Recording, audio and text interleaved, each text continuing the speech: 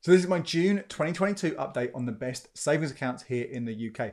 I will take you through the highest paying ones, the best places for you to put your money, but also I've got some news for you. We've got movement on premium bonds, movement on notice accounts, some information here. So I think a good warning about where you keep your money. Do you keep it all in one place? Maybe why you shouldn't. But let's kick off with a new Best Buy Easy Access savings accounts. And at the start of June, Virgin Money increased the rate they pay on their linked savers accounts. I'll come back to this in a second, how you actually get it. But their linked savers account from 1% to 1.56%. That is 0.6% more than the next best easy access account, which has been offered by Chase Bank, which has been the leader for the last couple of months. Now, there are a few conditions with this account. I say it's called a linked saver account. That's because the only way you get it is if you have a Virgin Money current account. As long as you have one of those, you can open up an additional, in fact, it automatically opens for you this linked savers account. And there is a cap on that 1.56% interest rate of 25k. Any money above £25,000 in that account, and you can save more than that in there, you'll get a 0.75%. So really, this is about, you don't want to put more than 25k into this account. But this is now top of the table. You cannot beat it. But is it worth moving your money? Well, let's have a look at these tables here. This is how they compare to 1.5% at Chase. Now, if you have £100 currently in Chase and you move that to this linked Virgin account over a year, let's assume you're just keeping that money in for a year. Obviously, there might be more movement, but even so, let's assume you kept it as it was for a year. You get an extra 6p. If you move £500, well, you're getting 30p. Not much at all. It's not actually worth moving your money if it's already sitting in Chase at 1.5%. Let's increase it a little bit, shall we? Well, let's say you've got £1,000. You'll make 60p. £2,500, £1.50. And if you put the full 25k, you move it across from the 1.5% paying Chase into the 1.56 paying Virgin Money Link Saver, you'll make an extra 15 quid. This is extra interest, 15 quid. Is it worth it? It's hard to say now. That's because you're pairing it to Chase. And I want to come back to Chase in a minute. So I've got some news for you there as well if you haven't got one of those accounts. But let's say your money is at account paying 1%, which actually, a few months ago, 1% would have been amazing, wouldn't it? But things have moved on quite a lot over the last sort of 3 or 4 months. Let's say you move £100 from account currently paying 1% to one paying 1.56 to the Virgin Money Link Saver. Over a year, that's an extra 56p. Put £1,000 in, keep it in there for a year, it's worth an extra £5.60. Full 25k moved over, extra 140 quid. Suddenly you can see that is so much more worth doing that, moving that money across if your account is just at 1%. Say just at 1%, because that was, as I say, a good rate very recently. You may very, very well have your money in an account that pays even less than that. In which case, yes, absolutely move your money, get it into an account that pays as much as you possibly can.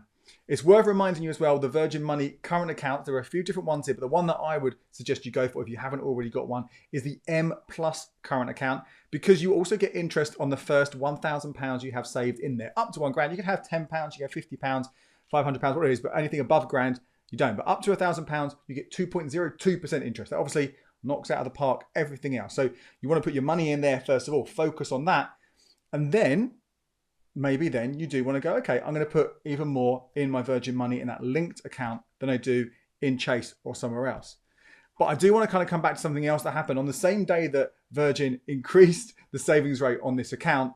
Their app and online banking went down for most of the day, from sort of like 8 in the morning to around 8 o'clock at night. And some people still had a few issues overnight until the next morning. Now, that raises a kind of a concern for me. And I kind of mentioned this in the past, but it's worth reiterating it. I don't think it's ever really a good idea to have all your money in one place, in a single institution. Because if something like that happens, you can't access any of your money. You can't transfer it out. You can't do anything with it. What do you do?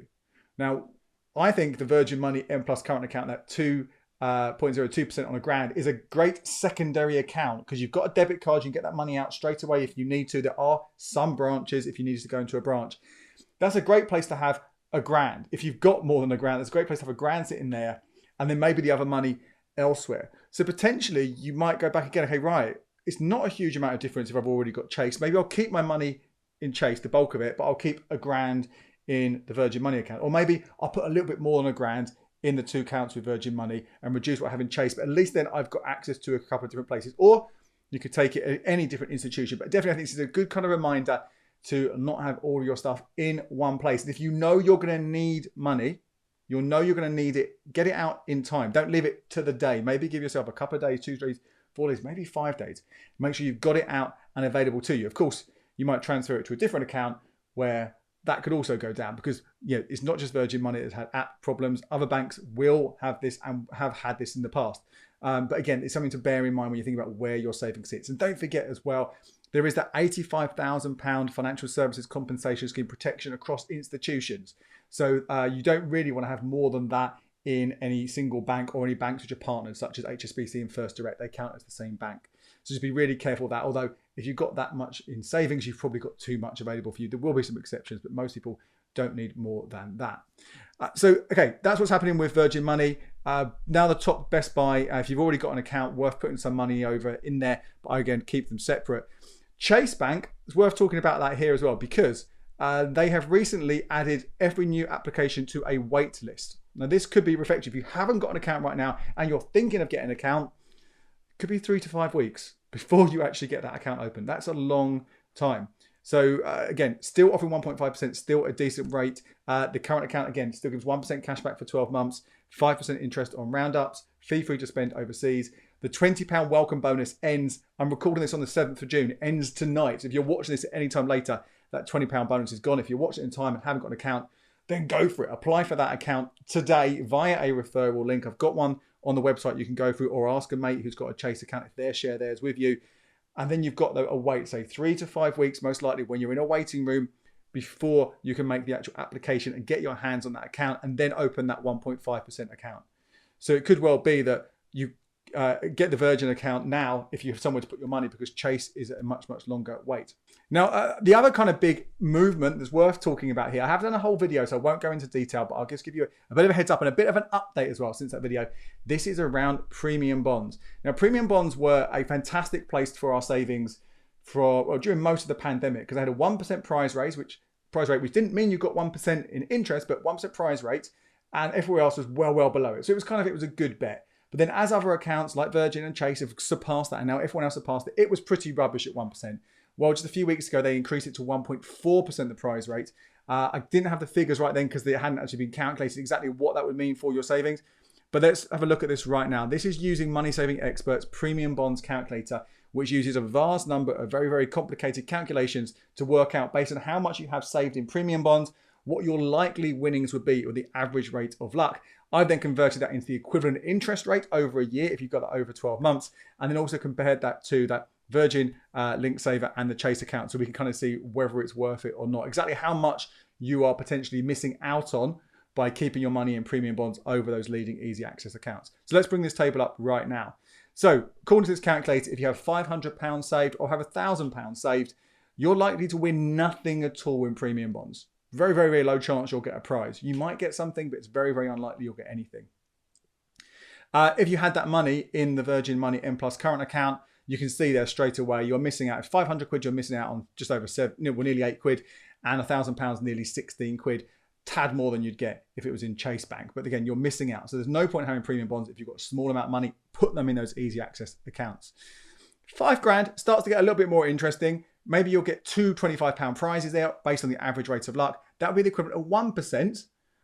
Okay, but that is still less. That is a lot less than you'll be getting than in the other two accounts, either of those accounts. Similarly, £10,000, you might win 4 prizes, £100, similarly at 1%. Again, a lot less. You might be listing on 50, 56 quid by having them in premium bonds. The rate starts to jump up a little bit if you have 20k in premium bonds. Obviously, that means you've got 20,000 bonds, each one of them an entry into the draw every single month. So you've got a better chance of winning. You might get £250 worth of prizes based on the average rate of luck. Works out 1.25%. Still a decent amount less. Maybe 60 quid less than what you might get in that Virgin Money account. 30k, and this is a bit with complicated calculations why it works out like this, but they're saying £350, so your rate actually goes down. I think it's just the way that it kind of works out, maybe averages it down, that maybe you're more likely to be £375 or just under that. I don't know. But this is what the calculator says, drops down even more. So you're potentially losing 100 quid there. And obviously the Virgin Money account only up to 25k, so I'm only giving the figures here for the money held in Chase. And then 40k jumped up to 1.25%, £500, £100 less that you're getting there once more. And then bizarrely, a bit of a weird one here, with the 50k seems to drop down to 1% again, on average rate luck. I think that's just an idiosyncrasy that comes with that calculator. You probably, I'd imagine, would get more than that. But again, this is about average rates of luck. You could get more. And that's what I said in my last video. You might get more. You might get close to that 1.4%. You might beat it. You might get close to 1.5, maybe 1.6%. You never know. It is possible. You could get £1 million. It's very unlikely, but you could. But overall, this is kind of showing that difference between having it in the Best Buy Easy Access account is quite stark. It's quite a difference. So you've got to say, am I prepared to sacrifice that money on the chance I'll win more? Okay, I think it's getting more and more, conclusive here that you do want to be going with those Better Buy Easy Access accounts. Now, before we get onto this month's Best Buy table showing you the accounts, the best places to put your cash, I want to quickly talk about notice accounts and short-term fixed accounts, because we've seen some movement on those rates as well right at the moment. They might be worth thinking about.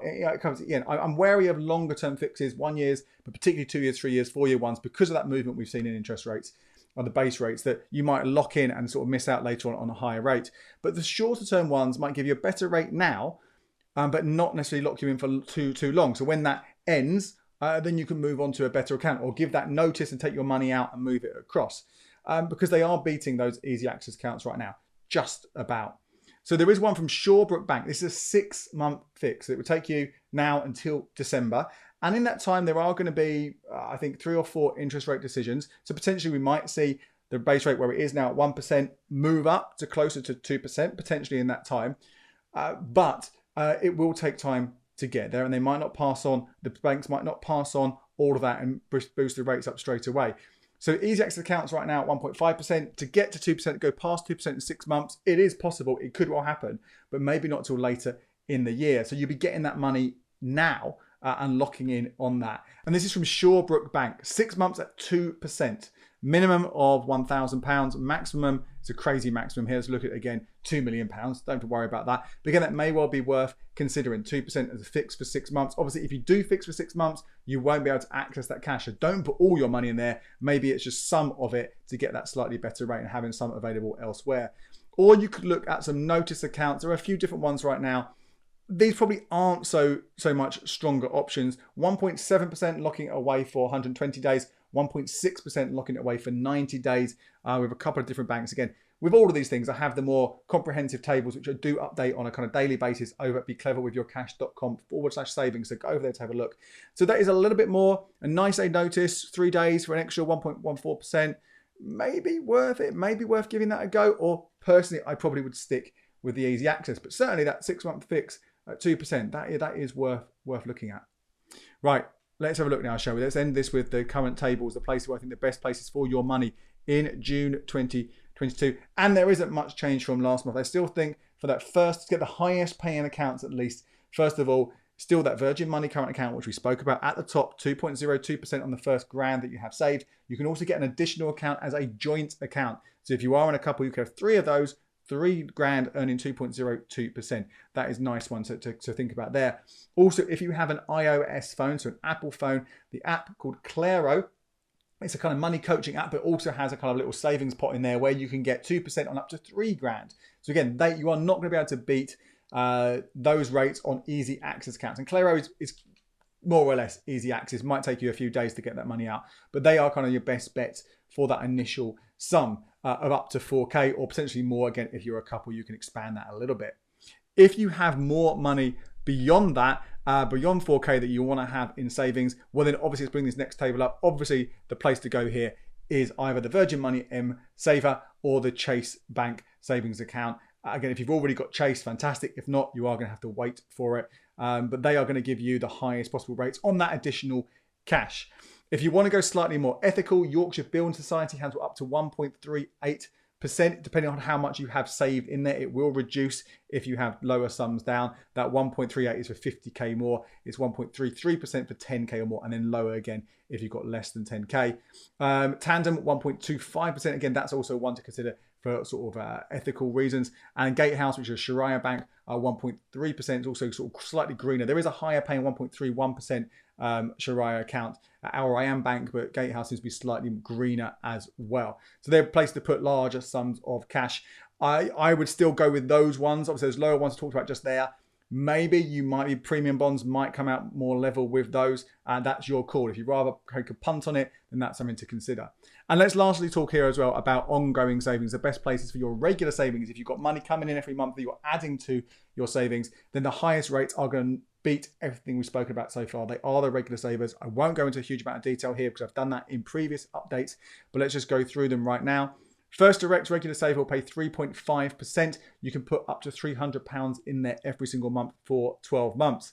The NatWest regular digital saver, also exactly the same one from RBS. If you've got current accounts with either of those banks, you can have both of them. You just have to have an account with them. That pays 3.3%. The most you can put in there is 150 quid, and that interest tops out at £1,000. Anything above £1,000, you earn a lot less. So you want to stop using them then. And then below that, we have the Nationwide Flex regular saver, 2.5%. Most you can put in there is £200, but that was slightly more ethical than the others because it is a building society, and NatWest and First Direct obviously are big banks, which aren't always going to do the best things with your money. All of those do require a current account with the bank, and if you are going to do that, obviously keep an eye out for any bank switching bonuses. Nationwide and First Direct do have switching on deals on right now. That is it. Thank you so much. Let me know what you think of the content in today's videos. Where are you putting your savings? Are you keeping it in Chase? Are you moving it over to Virgin Money? Or are you putting it somewhere else completely? Are you sticking with premium bonds? I would love to know. My name is Andy Webb. Check out these videos right here for more on your savings.